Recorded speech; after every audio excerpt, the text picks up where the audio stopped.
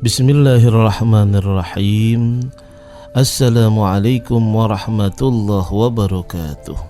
Kita ini sekarang akan membahas tentang hukum daripada berzina, yang konsekuensi hukum tersebut diambil daripada Al-Quranul Karim dan juga hadis-hadis Rasulullah SAW.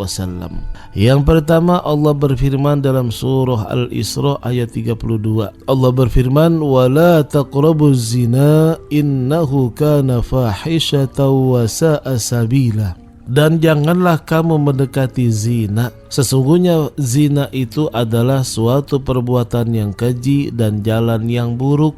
Ada juga firman Allah Subhanahu wa taala dalam surah An-Nur ayat 2, "Az-zaniyatu waz-zani fajlidu kulla wahidin minhuma mi'ata jaldah wa la ta'khudhukum bihima ra'fatun fi dinillah in kuntum tu'minuna billahi wal yawmil akhir wal yashhad 'adzabahuma ta'ifatun minal mu'minin." Perempuan yang berzina dan laki-laki yang berzina, maka deraklah tiap-tiap satu dari keduanya dengan 100 kali cambukan. Maka cambuklah tiap-tiap satu dari keduanya dengan 100 kali cambukan, deraan. Dan janganlah kamu belas kasihan kepada keduanya di dalam menjalankan ketentuan agama Allah Subhanahu wa ta'ala, yaitu jika kamu beriman kepada Allah dan hari akhir, dan hendaklah dalam melaksanakan hukuman mereka disaksikan oleh sekumpulan orang-orang yang beriman.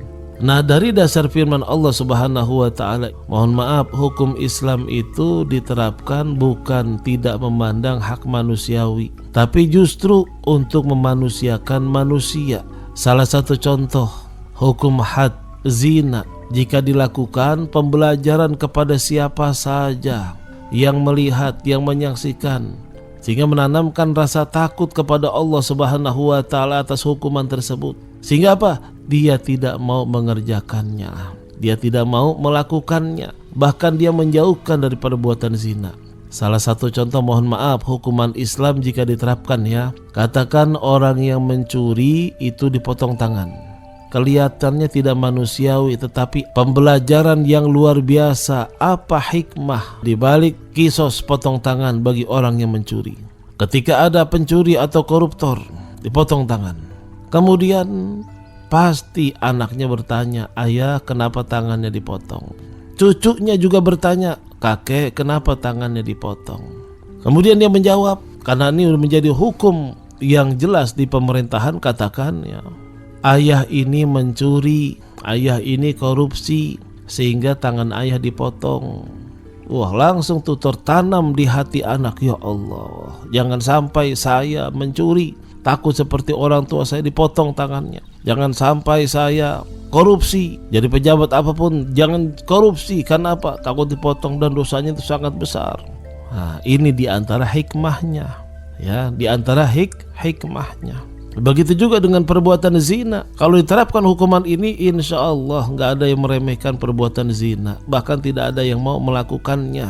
Kita bisa bayangkan dalam surah An-Nur Allah berfirman, "Fajlidu kulla wahidin minhuma mi'ata jaldah."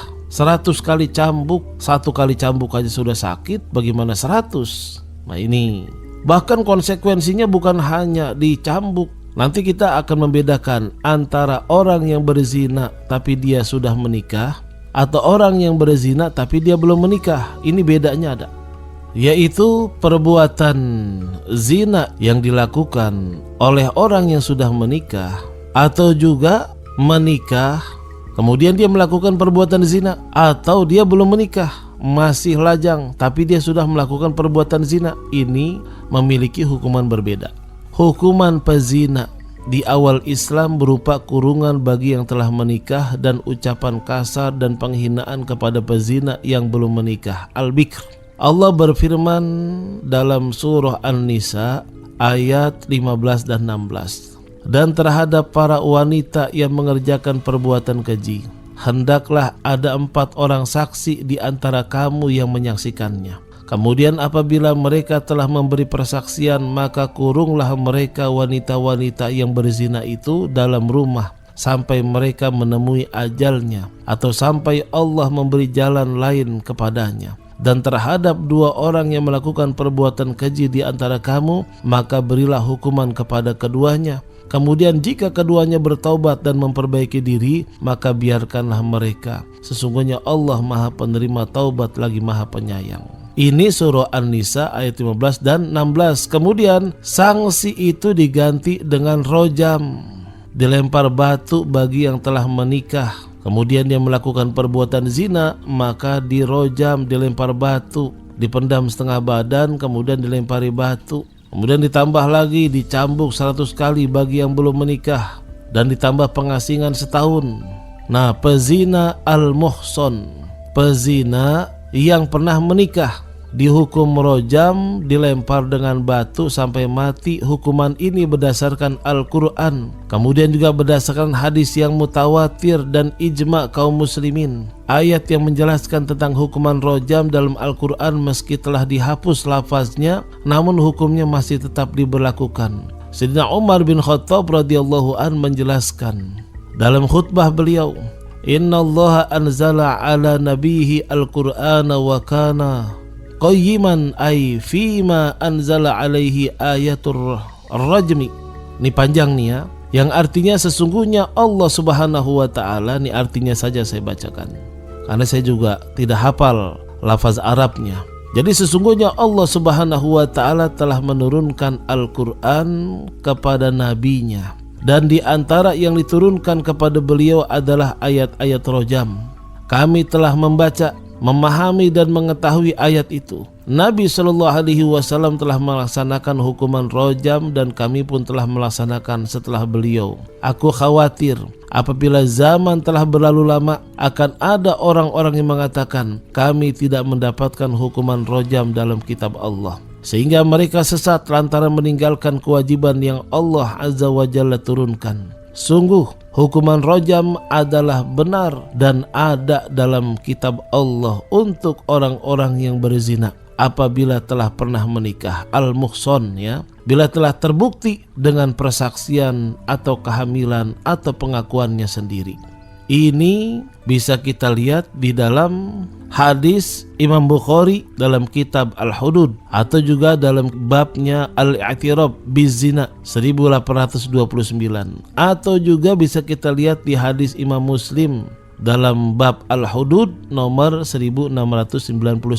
Ini perkataan Sayyidina Umar radhiyallahu an dalam menyikapi bahwa hukuman rojam untuk orang yang sudah menikah dan berzina itu ada dalam Al-Quran, tapi takut disalahgunakan. Ini adalah persaksian Khalifah Umar bin Al-Khattab radhiyallahu an. Itu beliau khutbah di atas mimbar. Mimbarnya Rasulullah SAW yang dihadiri oleh para sahabat. Sementara itu tidak ada seorang pun yang mengingkarinya. Sedangkan lafaz ayat rojam tersebut diriwayatkan dalam sunnah Ibnu Majah, di antaranya wasyaikhu wasyaikhatu iza zanaya farjumuhuma. Syekh lelaki atau lelaki yang sudah menikah, perempuan yang sudah menikah, apabila keduanya berzina maka rojamlah keduanya sebagai balasan dari Allah Subhanahu wa taala, dan Allah Maha Perkasa lagi Maha Bijaksana. Nah, sedangkan dasar hukum rojam yang berasal dari sunnah, maka ada riwayat yang sangat mutawatir, yang sangat sahih, bahwa Rasulullah SAW baik perkataan maupun perbuatan yang menerapkan bahwa beliau SAW telah merojam pezina yang al-muhson, yaitu orang-orang yang sudah menikah. Ibnu Munzir rahimahullah mengatakan para ulama telah berijma, bersepakat bahwa orang yang dihukum rojam terus menerus dilempari batu sampai mati. Begitu juga dengan pendapat Ibnu Qayyim. Tapi meskipun demikian, hukum rojam ini masih saja diingkari oleh orang-orang yang mohon maaf agak sekuler. Dan sebagian juga ada yang cendekiawan modern, padahal mereka tidak memiliki hujah dan hanya mengikuti hawa nafsu serta nekat menyelisihi dalil-dalil syar'i dan juga ijma kaum muslimin. Nah, hukuman rojam ini khusus diperuntukkan bagi pezina al-muhsan, yaitu yang sudah menikah dengan sah. Karena ia telah menikah dan tahu cara menjaga kehormatannya dari kemaluan yang haram dan tidak perlu atau tidak butuh dengan kemaluan yang diharamkan. Juga ia sendiri dapat melindungi dirinya dari ancaman hukuman zina. Dengan demikian, uzurnya atau alasan apapun yang dikemukakan itu terbantahkan dari semua saksi. Dan dia telah mendapatkan kenikmatan sempurna. Orang yang telah mendapatkan kenikmatan sempurna lalu masih berbuat kriminal, masih berbuat zina, maka kejahatannya lebih keji sehingga ia berhak mendapatkan tambahan siksaan dari Allah Subhanahu wa taala di dunia, apalagi nanti di akhirat. Ini hukuman bagi yang sudah menikah kemudian dia melakukan perbuatan zina, dirojam. Nah, pezina yang tidak muhson, yang belum menikah, pelaku perbuatan zina yang belum memenuhi kriteria al-muhson atau yang belum menikah, maka hukumannya adalah dicambuk sebanyak 100 kali. Ini adalah kesepakatan para ulama. Mana dalilnya? Surah An-Nur ayat 2. Az-zaniyatu waz-zani fajlidu kulla wahidin minhuma mi'ata jaldah. Dicambuk 100 kali. Ini keterangan dalil-dalil tentang perbuatan zina. Bahwa hukum rojam itu ada, baik dalam Al-Quran ataupun dalam sunnah. Allahumma inna na'udzubika minaz zina, ya Allah jauhkanlah kami dari perbuatan zina. Mudah-mudahan kita termasuk orang yang bisa menghindari daripada perbuatan zina. Na'udzubillah min zalik. Wassalamualaikum warahmatullahi wabarakatuh.